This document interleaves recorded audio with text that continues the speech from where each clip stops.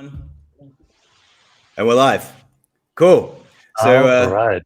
yeah, we're back for another episode of the shitcoin.com show, and we have an old favorite, former host of the show. Well, his own show, but now he's on a different arc, as you can see.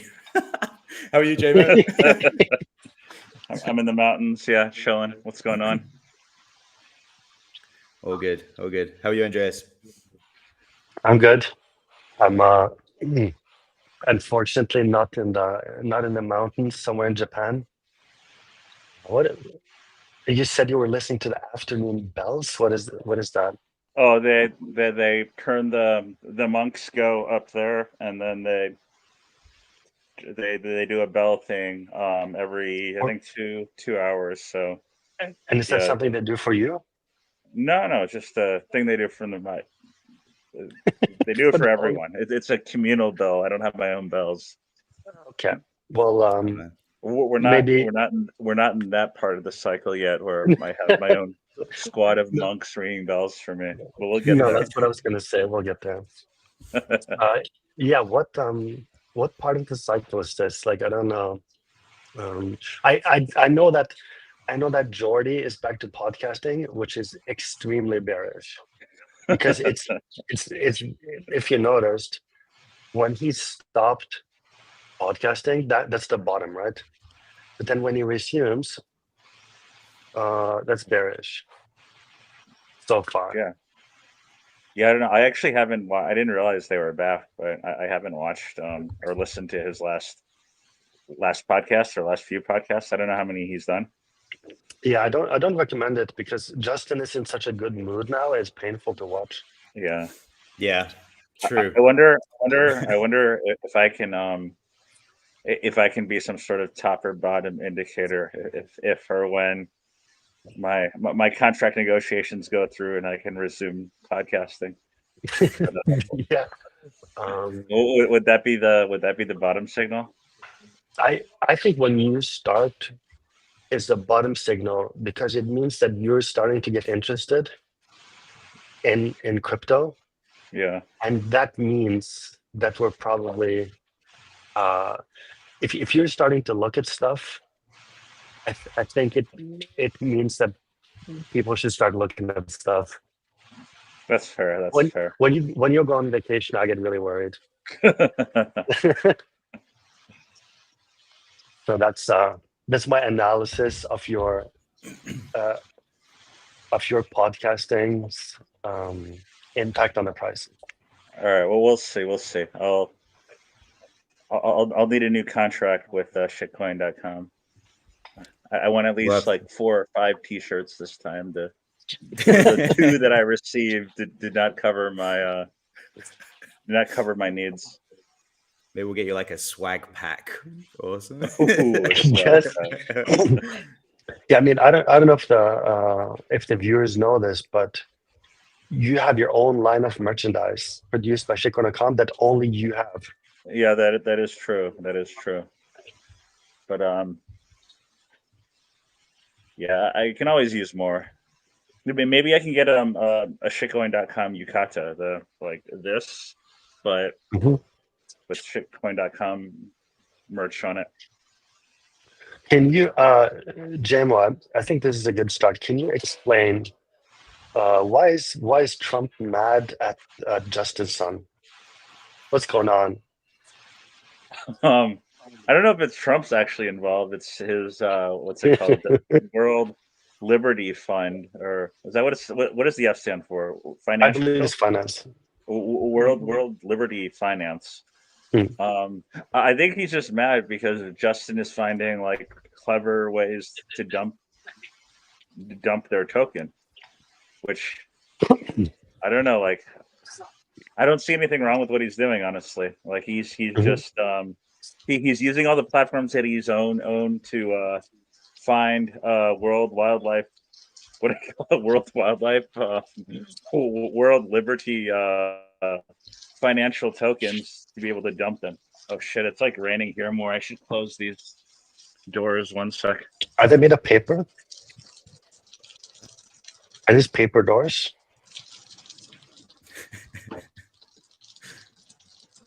Okay. Yeah, my impression was I just saw this briefly now, but Right. I get it. It's the oldest trick in the book, except he's got so many ways All of right, I'm doing back. it. Yeah. Now I was just saying, like when you have locked tokens, your first goal is to sell those locked tokens. That's what you want to do, right? Well, he has a bunch of locked tokens, right? He just has like he invested in like the 1.5 billion round, and then he invested in the 4 billion round, and then like the way it works is 20% of it is unlocked, which he probably sold already, and then like the remaining 80% is locked. Am I cutting out, or what's going on? A tiny bit, yeah. A little But bit. could be the rain. Hold on, Yeah. hold on. Yeah, I'm in the. Apparently, monks don't have internet, so I'm struggling here a bit. But yeah, he's probably sold his 20%, and he's just trying to like hedge his 80%, and then like the remaining locked tokens by, I believe he's using basically the exchanges he owns offering yield on people if they lock him up to his vesting, and then basically, I mean, I don't know what he's doing in the back end. Like it's assumed that he's just selling the coins that people are depositing, but I honestly don't see anything wrong with it. I mean, like people know what they're getting into. They're depositing their money for the yield. It's also like a terrible deal for them, I think, because the funding rates on that token are way higher than 20%. So What are they? yeah. I haven't. I only looked like the first day I was trading, and it was like 2,000% or something ridiculous. So I don't know what they are now, but I would. He's offering 20% APY, but you have to lock your Yeah, token. but he's offering it for the duration of the lock. So just like a flat 20%. So I mean, I guess the funding rates might go down at some point, but yeah, it's on paper it's kind of a bad deal. But you know, people take bad positions in crypto all the time. Yeah, it's it's currently 10% everywhere. Yeah, but it's ridiculous that they're able to just like lock his tokens because of that. They don't even. I don't know. Is it part of the SAFT or the agreement that he can't sell or short tokens on the side, or just live his life and do whatever he wants? Like I don't understand. Yeah, do you think the users understand what is happening? Well, the users of his exchange or the people in general? I see. Because the users I see the users are depositing the tokens. Yeah, the users are depositing they're locking unlocked tokens for the duration of his vesting, and he's offering him yield on it. Honestly, this is the best thing I've ever heard of. So I like it. It's assumed that he, like the only reason he would do that would be to like make sure he had that liquidity and sell it, and then use his lock positions to pay back the users when they unlock. Yeah, amazing. Which, I mean, I think he came out and said he wasn't actually doing that, but I don't know. I think he has to say that he's not going to pull like a what's his name, Trabuco, with like a 12 paragraph post. We indeed did sell all your coins or some shit like that. Yeah. It's I was gonna say we spoke about this like last week, and Jamie, did you were you interested in buying that when it first came out? Because we were speaking about this. Yeah. But then I looked at like the 80% vesting and like the previous round, and then I mean, like I think at the time I thought it was one of those like low ceiling, low floor positions, just because of how big it was and how much publicity it got. Like, okay, on paper, the token doesn't do anything. The project doesn't really do anything, right? It's as far as I understand, it's just an Aave front end, and then they have their own stable coin, which doesn't really do anything. Like what's the stable coin called? USD1, like the number. Oh, that one, yeah. Of course. But it's just like a normal stable coin. Like it doesn't really generate like yield or anything. Yeah. I mean, the native stable coin doesn't really generate yield. Like I guess you can build DeFi around and stuff like that. Yeah. But it seemed like one of those projects that was like if you invested in the public sale, the upside was very limited. Like you're probably not going to do better than like 1.5x in your money, but then you're also not going to be losing like 90% because that would just be like a PR disaster for the Trumps and like everyone involved. So if like you're probably fluctuating in the range of like plus or minus like 20 to 30% on your positions, and then I don't know, it just didn't seem like a good use of capital for me. But Yeah. yeah, And even if it seemed, they have all the Trump names on it. I mean, the board is like Trump and his sons and yeah. Barron, and but so I understand that angle where it's like it's a PR disaster, but what about the Trump token then? That was not a PR disaster, and is that worth zero or like what? I The haven't even which looked at Trump? it. I think there are multiple Trump tokens. Now you mean the actual Trump token? The meme coin. Oh, the meme coin. I don't know what it's worth. It's probably not worth much. Right. Um, So they let that one fall to zero. So why yeah, would they but let this one fall? like I feel like that one wasn't really, that one was just a pure meme coin, which I mean Yeah. might have been a better play, honestly, to provide no utility instead of Yeah. promising some utility. But like it was more of a infrastructure, but not really infrastructure play. Yeah. Um, yeah, I mean, I don't know. In all honesty, I don't think they really care much about like the token price. They're gonna put some like low to medium amount of effort in building something around it, but like the platform itself wasn't really interesting in any way. Like it didn't add much. Like they were trying to get into like the stable coin, DeFi, borrow lend, like Mhm. financial services Just on like chain, everybody else. and like what they're doing, at least on paper, what they're doing is very vanilla, very uninteresting.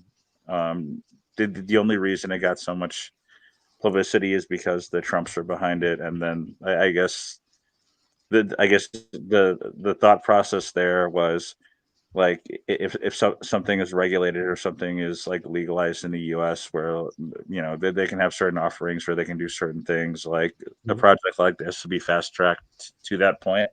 But I Mhm. don't know. In the short term, I just don't see any of this happening. It's basically just a shitcoin. And the Aave fork is not supported by Aave team itself, right? I don't think it's even a fork. It's just like a front end for Aave. As far as I haven't On used it at all, Ethereum. It's on. but Okay, I see. I think it just links to and they actually rugged Aave, if I was Oh, reading so it okay. correctly. So they have their own smart contract, but when you use it, it's actually just using Aave from their contract. I Collecting don't some even know. fees for them. I don't even know if it's their own smart contract. It might just be just like you click on a URL and like Oh it's Aave, no, but with like Trump smiling at you different at the top. buttons. Well, I honestly don't know. I could be wrong, but that's the Oh, way that is I interpreted. that But is super low effort. I like that. in the tokenomics, they were supposed to give Aave, I think, like 7% allocation of everything, and Mhm. then apparently Aave had been hitting them up for 6 months asking about this allocation, and they just never gave it to them, which is Mhm. hilarious. Wow. So And what yeah, was it World Liberty that had some kind of a security issue like this week? Or was I it don't know. something else? Okay, then never I've mind. been in the mountains. I'm not dealing with security issues over here. No, okay. So, yeah, that's fine.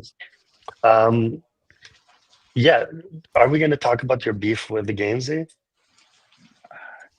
Yeah, sure. I mean, he's like It goes way back. a rugging criminal that like scams people, and From when?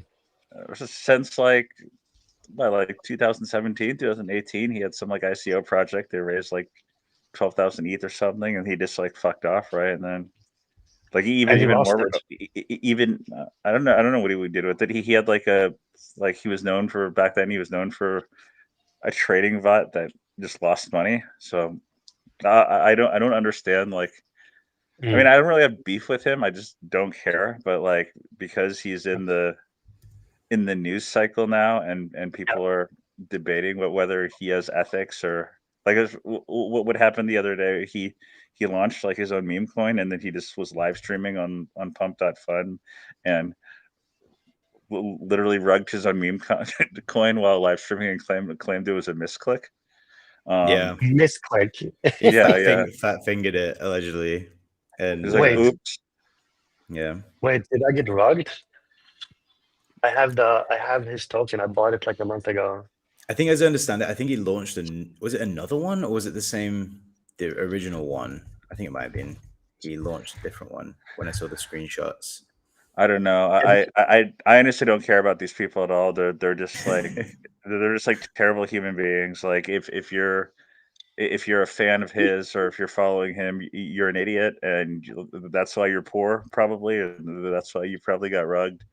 It was more of a public service announcement. Like even Okay. recently, like a year ago, right? He was getting paid by what is that The gambling, the casino. Rollbit. Rollbit, right?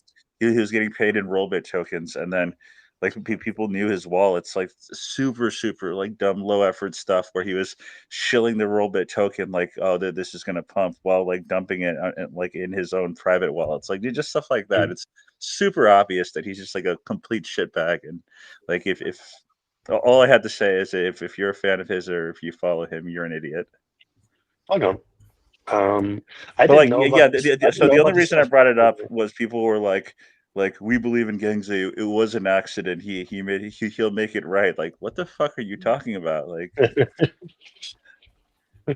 Oh, wow. Okay. the dumbest people on earth. All right. So I guess we're not gonna have him on the show. Yeah, you can have him on the show. No, Whatever that's you fine. And No, It'd probably be entertaining. I think while we're talking about stuff that was going on your timeline, yeah, I want to ask about the Nansen stuff with Geordie. That was I was going through the threads. That was some pretty spicy stuff in there, actually. Yeah. What was it? He called out Geordie's fund for doing a bad trade. The founder of Nansen, is that who it is? Yeah, oh, I saw this. Yeah. That's on the newsletter. Yeah. I don't even know what he was saying. Like, so I guess, I mean, I didn't watch Jody's podcast, but I think he talked about the trade in his podcast, and I even forget what the trade was at this point. But then basically this guy was like shilling his own platform, and Nansen's just like a dashboard, but basically, and then they claim to have some like AI tracking, that they sell subscriptions, but it's pretty garbage. Honestly, it's basically just like Etherscan, but like they've labeled stuff through AI, aka they've scraped some data and they've done a few things, and they're trying to sell subscriptions. Like this guy's like not even a trader. He doesn't know. Actually, the funny thing is like the only reason they know that that's like Selene Capital or that's Jordy's wallet is because Jordy posted about it like a year ago saying like, hey, I'm trading from this wallet, or this is me. And they, their high tech AI picked up on that and figured out that it was just Jordy's wallet. But yeah, Jordy's fund had a position that like lost a few $1 million, right? It was public, and then yeah, like no one really knows like what the trade was, if it was hedging another position, and then maybe they had the opposite position on centralized exchanges, and they're doing some sort of funding rate arbitrage. I mean, in this case, if Jordy was talking about the trade, I think that's a bit unlikely. But Jordy came and said like he did like a free thing for Nansen, like he did like a Q&A for their premium members, and this was like a bit out of line, which Jordy's right. Like I don't see why. I don't see why. What's the point of posting like a losing trade and pointing out who made the losing trade, and then publishing it on your X account with like Right. 200K followers, as if like Jordy's a bad trader, or Yeah. like Jordy some sort of like like LARPing scam. Like, what is the implication here? It's so freaking stupid. And then yeah, like I don't get what he was getting at. I don't get what the purpose of, like, I would understand if it was like, you can call out someone like Gainsey for doing this shit, like, I knew right? you were Like, going to say we're this. like, maybe use your like super advanced AI tracking platform to figure out which shitcoins Gainsey is shilling and Gainsey is dumping on his followers, and then do some community good instead of spending your time targeting like a massive fund that does billions and billions of dollars of volume, and singling out like a single trade on a single exchange where their single address on that exchange, and then posting it as if they're bad traders, or they don't know what they're doing, or anything like that. It seems to me like they've been, that account called Look on Chain. Yeah. They keep posting people's trades. Man, they post like literally anything one of Arthur Hayes' wallets does that doesn't make money, they post about it. Yeah. I'm sure he doesn't care what they say, it doesn't matter to him, right? Yeah. But I will bet you that the Nansen people saw how much interaction they're getting on Look on Chain, and they're just like, okay, we're gonna start doing the same. Yeah. Whereas, Yeah. 'cause It's just like, they it's mostly just point out cloud bad trades, farming, right? right? Yes. Like, Yeah. it's like Um, it's. I mean, the way I see it is Nansen is going to be irrelevant. Like, they're going to be the only reason they have users is because their users are idiots who don't know better and got into Nansen when they launched, and there aren't like alternatives out like Arkham and stuff like that yeah, because basically do what was gonna Nansen say, does but better. yeah, did you? I don't know if you know this, but Nansen is only single address tracking. It doesn't provide clustering, so it's almost useless. Yeah. I mean, like, the only reason that they have users is because the users have been around and they were like the first mover in that space, and they do a good job marketing, I guess. But they're going to be completely irrelevant, and I don't know, sometime soon when the market matures. So I'd be happy the day when they, without a doubt, will shut their doors and go out of business, and Alex can go do something else with his life.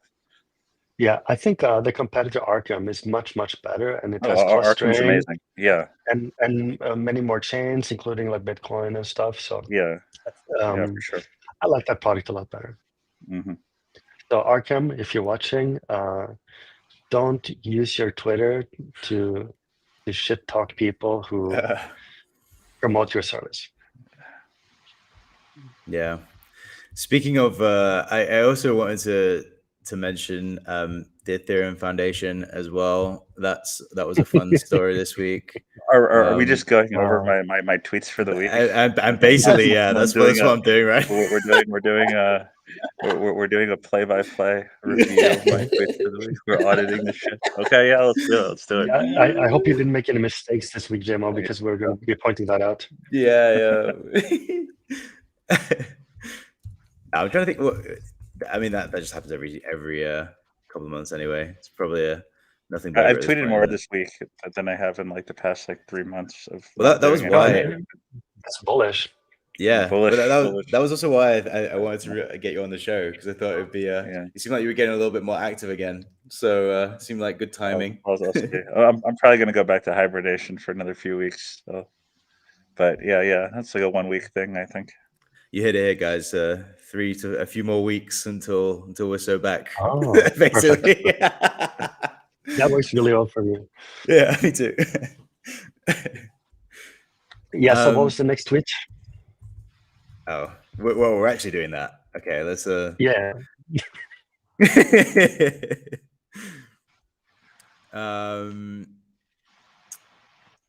ETH validator queues. We can talk about. No, but so about the Ether Foundation. Yeah. Why can't they? Why do they keep sending the money to Kraken? What is it? Can't they pay like salaries and stuff in Ether? I don't understand.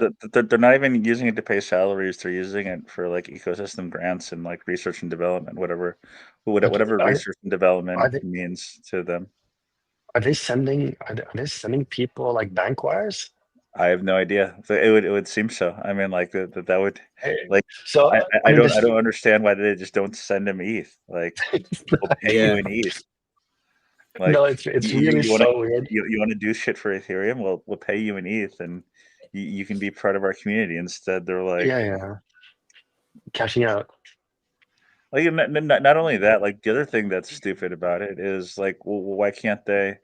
Well, why can't they use like the thousands of apps on Ethereum to trade Ethereum to something that people might want, like stable coins or whatever. Like Yeah, I don't. Ethereum, it's been in existence for like 10 years, right? It's grown so much. There's this awesome smart contract platform where you can do all these cool things like swaps, like financial transactions. What they could even do is just like open a position on something like Aave and just borrow USD against their ETH and then use that to be like. There's so much cool stuff that they can do and then publicize about it. And instead, they're just wiring like 40,000 Ethereum direct to Kraken to, I don't know, like TWAP spot market on Kraken. Like, come on, Yeah, guys. I guess so. You do better. Yeah, since Also the Kraken liquidity isn't. I guess that maybe they're going through Kraken OTC. I don't know, but the Kraken liquidity isn't even that good. Like it's not. It's if I wanted to sell Ethereum, like Kraken would be like outside the top 10 exchanges I would use. I think. What would be the number one? Be Binance or Curve? Probably like. I mean, I would have to look. I don't know, but it depends on. I guess it depends on what you want. I would honestly just do it on chain. I want Nansen to talk about the trade. Yeah. I wonder if they actually even gave that option though to anyone receiving these grants. Like, because surely if they actually asked, right, and said, "Hey, do you just want the ETH?" I'm sure they'd be like 90% would just say, "Yeah, I'll just have that immediately." Yeah, I'll take the ETH or I'll take Fartcoin or whatever. Whatever people are holding these days, I'll take. Like honestly. But it is weird though, because the ETH Foundation they accept ETH for certain things, like I know for like sponsorships and stuff. So it's just like one way. Very interesting how they'll scoop it up, and that's totally fine for you to pay them in their own token. But I've also never heard like a crypto native person come out and say like if you're building stuff, you're doing like R&D for Ethereum, or you're probably aligned with like the values of crypto. I've never heard someone say like, no, I'm not taking crypto. I want a bank wire. I want like a box of cash to my front door or something like that. Yeah. What do you think? What do you think? I mean, you were bearish on Ethereum for a long time, basically until the bottom was something. What was that, like 1700? Close to the bottom, yeah. 17. And then you stopped. But have they improved since then? Like, I think you were the first one to call Base the Fed chain. Yeah. And although I'm not sure now that they're doing some shady shit on Base, so I'm not sure now. Do you think like I've been wondering if Base will ever just extract so much TVL from Ethereum that they'll just try to like break out? Do you think they would ever do that? Make their own You mean L1? like you mean be their own chain? Yeah. I think for sure that they're. I mean, I don't know if they're going to. I think for sure they should. They should. I agree. Yeah. Yeah.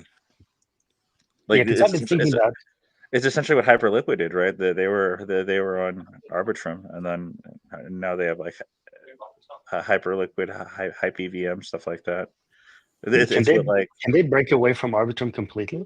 Is that possible? It's just a bridge, right? Yeah, I mean, like at most points, it was just like a glorified bridge for people to get USDC. But now you can bridge directly from Ethereum, or you can use the what's like the USDT 0. That's layer 0, right? Yeah.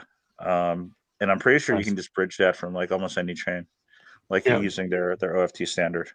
And I'm pretty sure that like most exchanges now are supporting like Hype EVM native USD zeros. So like it sort of bypasses any need for like these bridging back and forth. Is that the end of Arbitrum and Optimism now?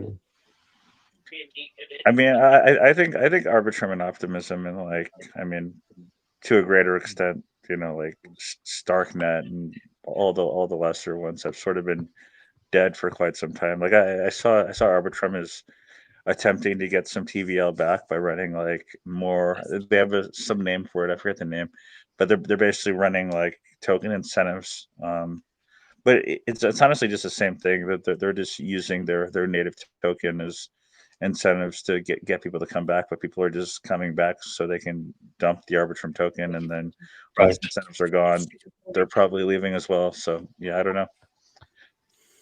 So maybe we'll this is, I mean, because that would be really good for Ethereum if you can get the TVL back. Yeah, I think there's like a couple of cool things on Arbitrum. Optimism, I don't know. I haven't really followed. Optimism seems kind of dead.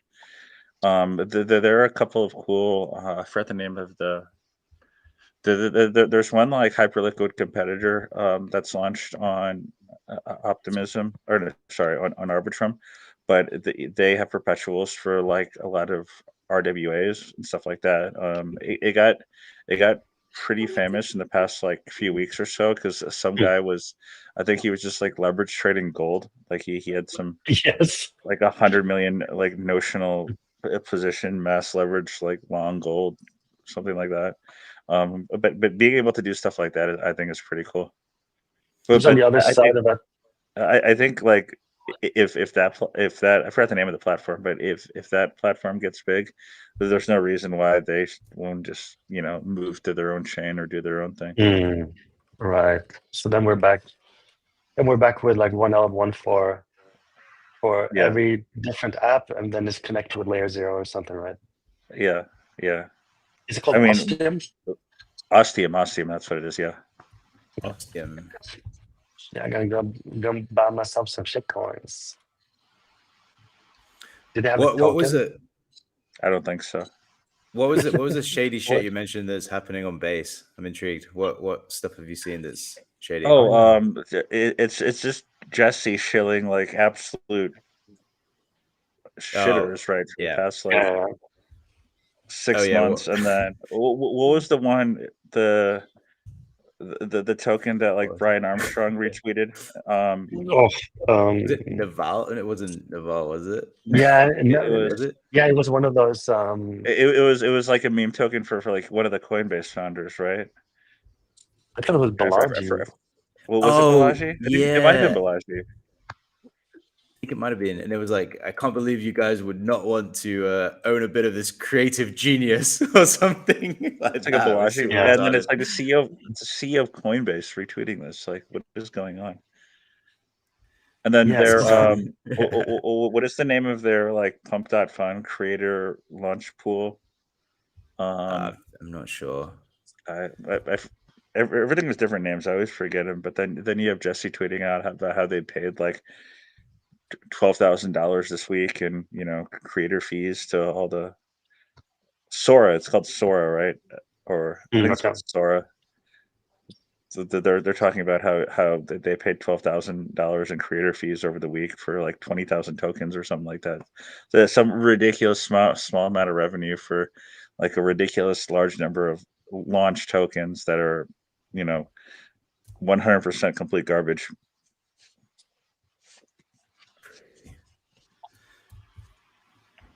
That like next tweet. Yeah, what else we got? There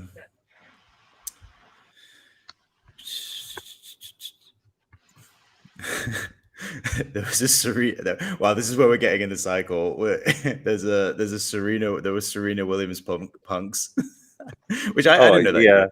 Yeah, that's kind of cool. cool. I didn't know that. Yeah, that's pretty cool. Alex, the Reddit CEO, who's married to Serena, collected we've all got. the. Sorry, go on. He collected all the punks that look like Serena Williams, and then just put them in his, which is awesome, honestly. I love that. So here's another good one. I think Andreas and I talk about this on a regular basis. I saw you retweeting some eigenlayer stuff. Eigen, EIR. Oh, I guess. Oh, okay. This makes sense. It's like an incubation program. That makes sense. Yep. If anyone wants to apply to the Eigen EIR, I think you have, it's either 2 days or 4 days. But yeah, you get 150K funding. You get to work with some of the best people in the space. You get access to VCs. I don't know. It's if you're building something cool and you're doing something pre-seed, check it out. Maybe apply. Maybe see if you can get in. Anyways, I'm not showing anything. No, it doesn't have to be eigenlayer focus. It's just like the Eigen team running it. But I mean, oh, cool. Yeah, we wanted to get a good Jeff on here to explain what eigenlayer does. Yeah, but I'm worried he doesn't know, which is why we haven't been able to book him yet. No one actually knows. Well, I don't think so. Why did they rename it to EigenCloud? That seems like a bit of a step down. I don't know. I guess it's like more descriptive as what they do. Of what? They're using Ethereum or whatever as like the restaking the mechanisms for stuff like data availability to in like a cloud format to secure other chains or to do anything you want with that to harness that power. It's not really a layer. I don't know. It's like a I don't know. It's restaking, so you can have Filecoin. You can have what? Filecoin? Yeah, you can store files on the internet. I mean, I don't think that's exactly how Filecoin works. So or EigenLayer or EigenCloud, but yeah, I guess in the basic sense. Yeah, because it is. Yeah. If you don't, if you stop storing the file, they can slash you, right? Okay, so basically everything in crypto, from my understanding, is just a database. It's just like a glorified database. You just store stuff, and all the words don't really mean anything, right? It's just a database, spreadsheet, like whatever, and then everything else is just secondary and built on top of that. So honestly, what you're saying is not completely untrue. Yeah, we're, like the blockchain is a big spreadsheet, but the difficulty is you need to get people to store the spreadsheet. Yeah, so you need to reward them for storing it, which is like mining or staking. Yeah. Or you can also punish them for not storing, which is slashing. So I believe they do both of those. So staking and slashing, or incentivizing them, which is Filecoining, apparently. Right. No, so I understand, and you can use that to create more chains, but it's just funny because it's so self-referential because you're just making more chains. Do people actually using Filecoin now? Do you know people? I can't imagine. Or like the services. I mean, like at the time, I thought it was a pretty good idea. Just the conceptual idea of using like decentralized storage, right? Instead of like because IPFS. Why is IPFS so slow? It's so slow because nobody's getting paid. Yeah, exactly. So you can't really do anything, and then like the fast options are, centralized like Amazon Web Services server, which works, but then also you're reliant on like a single entity, and then you have like trust issues, security issues, stuff like that. Yeah, it's like when people were storing the NFTs on the web server, and then they stop paying the bills, and their NFT is gone. Yeah, and then their NFT is replaced with like a 404 error, or worse, with a different image. Yeah, different.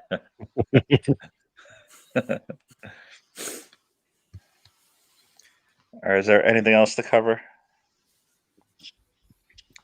I think your timeline. We've exhausted your timeline now. So no. I have like 10 more minutes of this chatter, and then I got to go do some monk stuff in the mountains. Nice. But yeah, Well, is there anything you find interesting except ostium and I anything think catching your eye? the what? What was the Is there second? is there anything catching your eye, like anything interesting happening in the space? Honestly, yeah, how much like Hyperliquid is crushing, and then how much like the competitors are trying to like really figure out like how to catch up or produce a narrative as to why they're growing faster. Yeah, like I don't know, like I think Hyperliquid's doing like really like surprisingly well. They Mhm. are doing some kind of risky things, like I forget the token that Plasma. yeah, they basically are listing pre-market stuff, and then there's I think it's like happened in the past, and their strategy, which makes sense for business, is basically ask questions later about like how bad this is for their perps exchange, and just list everything first just to get the initial volume. Mhm. And like the upside of that is people are going to trade there because if they want to trade something, even if it's pre-market and it's not listed anywhere, they know with 100% certainty that Hyperliquid's going to list it and there's going to be liquidity. So that's essentially how they retain their user base. But then like you have stuff where there basically isn't a market. There was like one or two semi medium sized pre-markets on centralized exchanges, and then it's just so easy to like manipulate these markets and like fuck with the people putting in positions and stuff like that. Then they after the fact happened that they put in some safeguards, but like first of all, like I don't think the safeguards that they put in, they basically put like price caps or like volatility caps on how much the price can fluctuate over a certain period of time.